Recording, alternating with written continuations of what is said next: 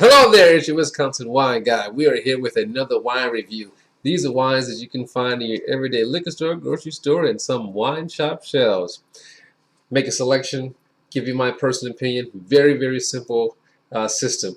Thumbs up, or better yet, double thumbs up. I mean, I highly recommend that wine. Thumbs up, it's a good wine. It's a solid wine. Very well balanced. Give it a try. I recommend you buy it. 3/4. You know what? I would drink that wine if I'm hanging at a party and someone served it to me. Yeah, I'll drink that wine. That's a good one.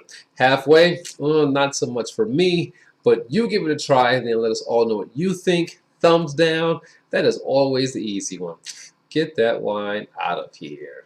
Now, on today's show, I'm going to see if I can create this sort of timeline collection or connection for you. So today's winery has a connection to Wisconsin. So two of my favorite places, Wisconsin and California. So it's going to be very interesting. I'm going to show you this connection that, Wisconsin in a sense was on a map, but we couldn't do certain things or grow certain grapes. But it also started or began our wine career, I should say our wine industry here. So here we go. Buena Vista is the winery. We are going to be reviewing today Buena Vista Cabernet Sauvignon 2017, Chateau Buena Vista. So they have a lot of different lines in their brand, but this is the Chateau label, Buena Vista Proprietary red wine, and this is going to be a blend, interesting, a blend of grapes being sourced from both the Sonoma and the Napa Valley vineyards. All right, so Buena Vista Winery, been around since the 1800s. It's the first winery, official commercial winery in Wisconsin, so it set the whole thing off in California. But before there was Buena Vista in California, the original wine industry creator, Augustin Harassi, tried to do it first here in Wisconsin in the 1800s, but the winters was just too strong for Cabernet and too cold for Merlot and Chardonnay and Pinot Noir, so he packed everything up and went out west and moved to California and decided to grow the grapes there, and then Chateau Buena Vista was born. That's a short note. So check it out. Go to Buena Vista's website and read about that history. If you want to know about the history regarding Wisconsin, go to Volersheim Winery, Volersheim.com, read about the history there. So now let's get down to the business at hand. Two wines. I love sampling two wines. How I feel about that. Two wines from the same winery gives me an idea of the consistency, of those winemaking processes. So as usual, I'm going to pour both wines. Give you my opinion first. 2017 Cabernet out of Napa Valley. Wow, that's beautiful. Now I'm a fan of Buena Vista. I mean, these bottles are intense. On these wines. You look at that label, but this bottle itself, it's pretty intense. And then the red blend. I mean, two entirely different bottles, two entirely different shaped bottles. I mean, check that out. But these are some heavy-duty bottles. Spared no expense when making good wine. All right, now, so the red blend. So let's give you some backdrop here. So the Cabernet, again, coming out of Napa. Look at the color on that. Now, I'm looking forward to that. That is like nice, going towards the center, we have like a ruby colored around the tip, coming down to a deep ruby color in the center. That nose is just like nice. Ooh, real nice. On the red blend, I tell you what, the grapes that make up that blend, I mean, again, the same, but nice density of color in the center of that red blend, proprietary blend. Look at that. Isn't that beautiful? Wow. Let's get that nose going. So our Cabernet is aged in French oak, 28 months, unfiltered, okay? 86% cab, a little bit of cab front, Petit Verdot, and Mission grapes. And one of the original grapes, California, Mission grape. There we go. That nose, I mean, nice ripe fruit, cherry, cranberry, plum. Ah, man, it just smells remarkable. A little minty nose. All right, let's give it a little rinse. Now I feel about a rinse.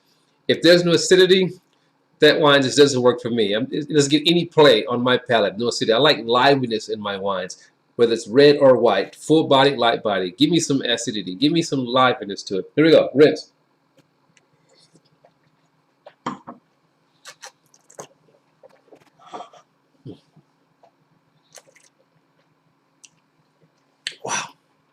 So we're coming in at 15% alcohol, bold, mouth-watering,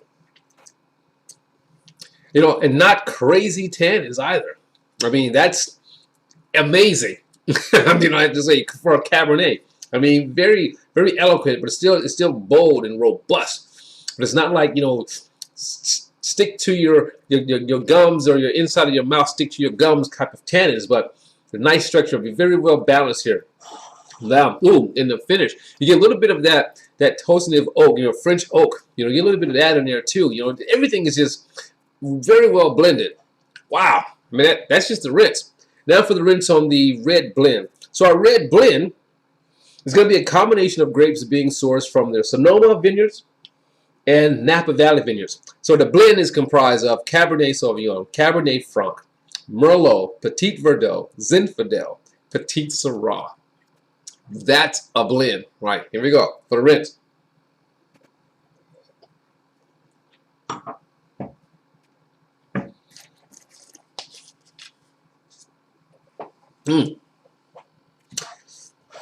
There's a lot going there as far as fruitiness and flavor. But again, tannins are a lot stronger on the blend than they are on the Cabernet, but they're not crazy. They're not off-putting. I mean, very nice, but there's lots of flavor there. Again, I get a little bit of that mintiness there. It could be from the Cabernet, a little bit of mintiness there. Nice density of fruit, dark berries, red berries, plum. Very nice. Now, this is 15 months in French, Hungarian, and American oak. Okay? Wow, that's nice. Oh, also, I forgot to tell you about the cab. If I didn't, the cab is unfiltered. How nice is that? So that's our red blend. Let's go back to the cab, give you my opinion. What do I think? Where will it rank? How will it rank?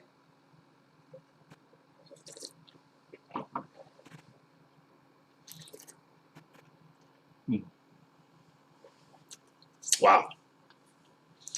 For me,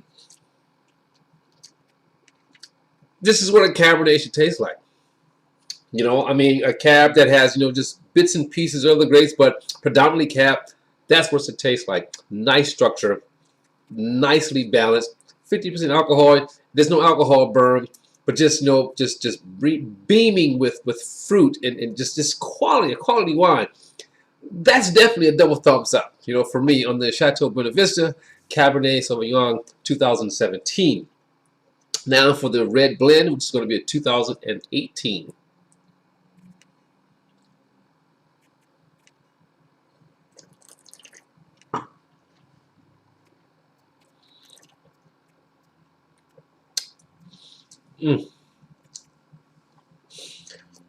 As I said earlier, a little bit more tannins on the proprietary red blend, but again, a lot going on here. A lot more pleasant. I mean, it's kind of like a juicy.